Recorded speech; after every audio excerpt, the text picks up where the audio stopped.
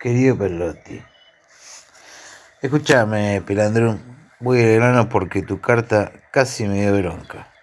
Ahora estoy en Londres, pero ya me quedo poco acá. Por elección más que por suerte. Me invitaron a Manchester y Liverpool, pero ya decidí que les voy a decir que no. Me planto de vuelta para la Boca, lo saco a todos carpiendo. Tengo otras cosas que me andan rondando la cabeza y el corazón. Te adelanto que con este se terminaron mis viajes del otro lado del charco. Tengo algunos planes y no puedo perder un día más, pero tu cuarta, Bagarto, permitime que te diga, se merece que me remangue un rato para ver si te despabilo un poco. Pude entender tu frustración cuando no salió lo del proyecto para el monumento en Humahuaca. Era una propuesta inmensa la que tenían y estaba bien. Tenía emoción, me refiero, pero si hay algo que debemos tener claro los artistas es que lo nuestro no es ganar en el sentido convencional, aunque a veces tengamos suerte. Por otro lado, yo tampoco entiendo cómo desde el Salón Nacional pueden hoy ver tu cerámica y se siguen pasando por alto alegremente tu soberbia escultura. De no creer. Aunque lo que a mí y a vos también debería me sigue siendo completamente secundario. Pero por sobre todo comprendo si ya se te erizaron las manos ante el sexto encargo de un Sarmiento. Es allí, querido amigo, que te pido me dejes insistir en señalar tu error si te salís de tu camino. Si permitís que esas cosas te disminuyan en lo uno y te exacerben en lo otro. Porque el arte solo comienza con la verdad interior, nos lo dijo Rodin ya hace años. Es inútil lo que no tiene carácter, es decir, lo falso, lo que es artificial y dirigido en vez de ser auténticamente expresivo. Y no hablamos de explicar y entender, sino de transmitir y sentir. Vos lo reflejas muy bien. Cae de maduro que la auténtica identidad sensible brota mucho más sincera desde tu danza de la flecha que desde tus próceres a pedido de los círculos militares.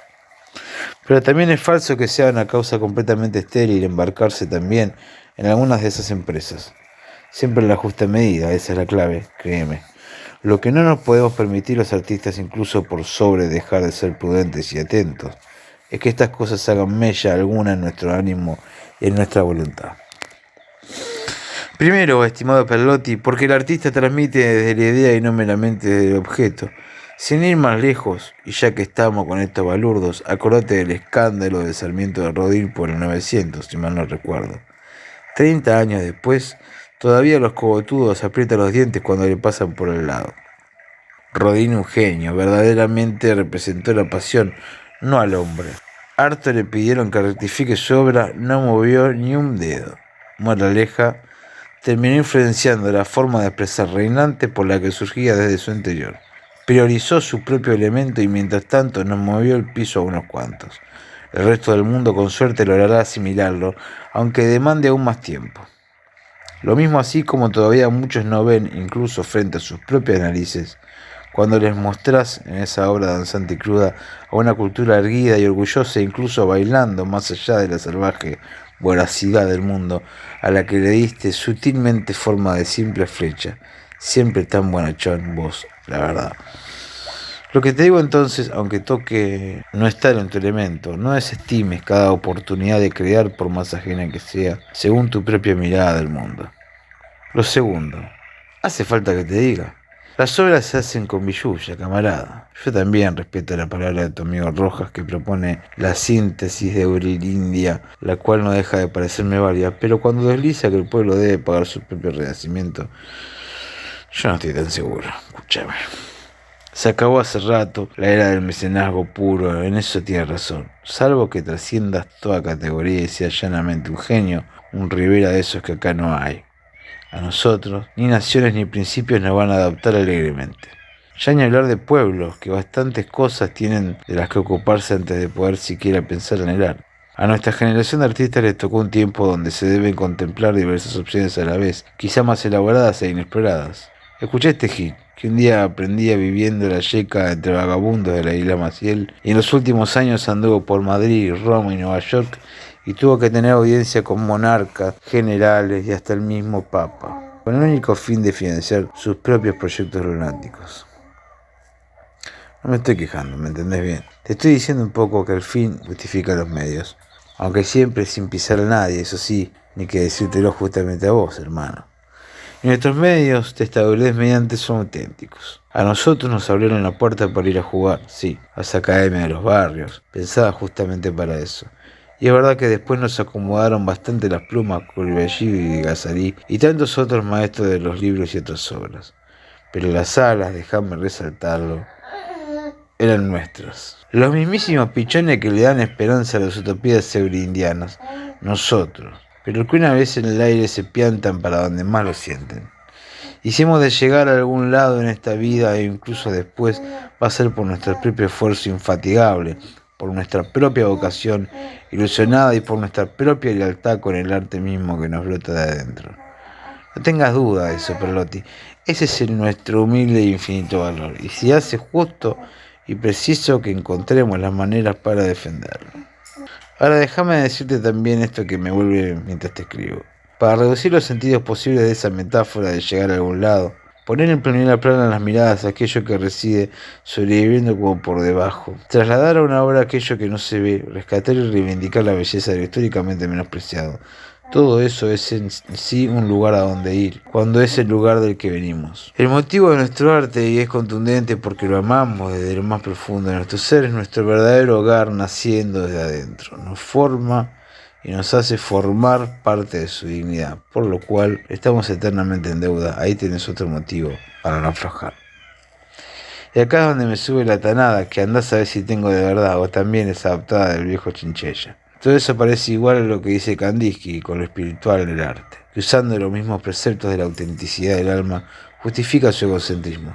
Hasta los modernistas van surgiendo lo mismo que te estoy diciendo, pero están poniendo en escena universos que solo ellos son y serán capaces de decodificar. Enaltecen conceptos invisibles como el traje del rey, mientras sus séquitos obsecuentes los va elevando. Se regodean con supuestos sentidos de formas que no contienen nada, hermano. Pongamos un obrero del puerto frente al monumento de Apolinar, a Tulay Capalla. O pongamos a un hijo de inmigrantes ante un mamarracho de Picasso y uno de los míos, si preferís. No se puede describir sino como abismal la diferencia entre lo que ahí se está planteando. A mí no me la vengan a contar esos truchos. Porque para lograr lo que el verdadero arte debe, tenemos de que partir de su raíz más significante, la emoción que simplifica la universal. Y ellos están reduciéndola al complicado ego de algunas bestias o al bolsillo de meros chamulleros. Yo siento que para no perder nunca eso que queríamos lograr originalmente en el arte, no hay que olvidarse jamás de dónde se viene, ni lo que se es. Pintar el universo desde lo familiar. Lo resume Rodin. Otra vez, un concepto tan conciso y tan inmenso como él. Para terminar con el asunto, lo que te quiero decir en esta carta es concreta. Alquilá sin remordimientos tus cincelas, sus próceres, pero recordá siempre por qué lo haces. Nunca te vendas, no resignes ni la más pequeña porción en espacio a tus sueños. No te salgas de la línea trazada por tu alma y no descuides nunca el manejo de la técnica que hace tu arte formidable. Te garanto, mi hermano, cosechará un día la humanidad todo el fruto de tu sensibilidad y tu talento. Ese es tu valor y debe ser tu camino. Te lo digo desde el afecto que sabés que tengo por tu persona, pero también desde el costado objetivo de haber sentido ante tu obra. Lo mismo que te he escuchado a ti, estremecido, ponderando los poemas de Storni, o los tangos de Filiberto, o los retratos de Victorica. Somos una parva de malandras, eso sí, pero somos irreemplazables. Ya está bien la viaba, te sacudí un poco. Si no, volví a leer cada palabra que te digo, pelandrum, porque quiere decir que no me estás entendiendo. Te cuento un poco más de mis cosas ya que estoy. De un tiempo a esta parte me cansé de estar acartonado, de los protocolos, de las formalidades, o por caso de lo que te venía diciendo, ya llegué al límite de lo que estaba dispuesto a hacer. No sea cosa que en unos meses me veas en el diario disfrazado de gaucho al mejor estilo de Carlitos, pero sin la facha. Otra vez ando con Tuje en el viejo continente. Ahora aquí en Inglaterra. No paran de llamarme maestro de acá, de allá, a mí, que no llegué a cuarto grado. ¿Sabes lo que pienso cuando me dicen así? Que si alguien le enseñé algo fue a mí mismo. Mientras me la pasaba dibujando con los pedacitos de carbón que tanto le dolían a mi viejo. Vos sabés que me adaptaron también para que ayudaran en una carbonería y yo me la pasé haciendo garabatos en las paredes. Le debe tener parecido un mal chiste, pobre viejo Chinchilla. En ese entonces, pobre viejo, porque desde que con los cuadros la compramos en la casona Magallanes, con carbonería y todo, el Kia me mira que no le alcanzan los ojos. ¿Será que ya hace varios meses que no piso el puerto boquense y ya me agarró nostalgia? O quizás ya son demasiados los puertos descoloridos que me tocaron en esta isla, cada uno con su frío comité de bienvenida. Y no son fríos solo porque son distantes efectivamente. Y eso que al lado de lo que viví en España años atrás, esto es Siberia.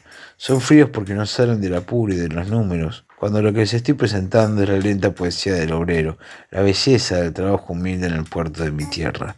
Lo único que quieren es que pinte a sus barcos, comprar algo exótico que sea rentable. Que me dejen de bromar. De solo verle las pilchas, cualquier chabón le saca la ficha. Y además lo encuentro entre sus palabras, aunque no intenten ocultarlo. No hay conversación en que no mencionen a Wall Street, aunque me aprecien más que al oro. Y además de eso lo escucho en su tono, lo veo en sus ojos cuando miran, todo les es guita. Es fija. Y eso me da que pensar, déjame decirte, me da que pensar. Otra cosa que extraño hablando de números y de casa son los abrazos de la vieja. Ella sí que siempre tuvo corazón para llevar las cuentas. Todavía escucho su voz cuando la apuraban en la carbonería. Justina, me faltan 30 bolsas, no le voy a pagar. Ella le respondía con una sonrisa enormemente cómplice. Momento, que lo tengo al hombreador pintando. Una mujer analfabeta de raíz aborigen y de clase humilde haciendo mejor las cosas que la gente más preparada del Principado de Gales. Ya te digo, la sangre tira. Y en mi caso, mucho más que la mamé, porque de la otra no sé mucho. Será por eso que me radicalicé tanto en mi patriotismo a la República de la Boca. Hasta desde acá la pinto de memoria, te juro. Soy un natural de su cultura, un resultado de su gente. Poco a poco, la hora de llegar se fue convirtiendo en mi momento preferido de los viajes. Sin ir más lejos, el año pasado, qué lindo quilombo, te caímos con todos los muchachos a la inauguración de tu muestra del Salón Whitcomb. Apenas unas horas después de bajar del barco desde Italia. Y habiendo parado en unas cuantas, te voy a subrayar, fue interminable. Vos te sorprendiste bastante. Me agradeciste por el gesto de hacerme el tiempo, cuando para mí fue exactamente como entrar al hogar. Con esto no te estoy retando, bueno, quizá un poco sí. Pero porque ya varias veces me quedé con ganas de decírtelo cuando por fin te apareces por la peña. Está muy bien eso de que terminás tarde con los alumnos del Otto Kraus, o que la escuela naval esto, o que el cementerio de la Recoleta lo otro, pero el valor de lo que pasa en el sótano del Dr. Tony no lo recuperás ni con todo el oro del mundo, déjame que te diga. Lo peor para mí, nosotros tampoco. No va a llegar a ser lo que podría ser si vos te aparecieras más seguido, che. Eso también te quiero hacer ver, querido Perlotti. Aunque como te digo una cosa, te digo la otra. Porque esas mañas de matufia son más de la yuta que sabes que no va conmigo. Nuestra querida Peña también es posible que gracias a vos, lo mismo te hagas presente o no. Así que tampoco te alarmes tanto por mis palabras de recelo colifa. Lo de colija por lo menos no me lo puede negar. Y menos después que te conté lo que tengo en mente. Todos estos sentires y pensamientos que ya vengo rumiando desde hace tiempo me llevaron a decir mi próximo proyecto, que es algo grosso, en lo que tengo puesto todo en mi corazón y de que hoy brota todo el entusiasmo. Hacer aparecer en la escuela museo en la ribera misma de la Vuelta de Rocha. Lo tengo todo en la cabeza, hasta el último detalle. Y cada vez que lo reviso se me ocurren posibilidades nuevas. Una escuela primaria concebida por un pintor. ¿Dónde se ha visto? Y a la vez el Museo de Bellas Artes de la Boca, exclusivo para el pabellón figurativo argento. ¿Qué me contás? Todo un sueño hermoso del que no quiero despertar hasta verlo en acción. Estimado Perlotti, tenemos tanto de qué hablar, a ver si nos juntamos alguna matina. Estoy postergando todo en demasía por mi eterna falta de tiempo. Pero no quiero postergar también eso eternamente. ¿Qué te parece si vamos cerrando lo de la muestra conjunta de Santa Fe? Nos va a dar la posibilidad de abrazarnos nuevamente y seguir soñando juntos. De todos modos te veo mucho antes en la peña, más te vale. Espero saber de tus nuevas obras americanistas muy pronto. Saludos a todos los tuyos desde la familia hasta los amigos. Te quiere y te admira Benito Quinquela Martín.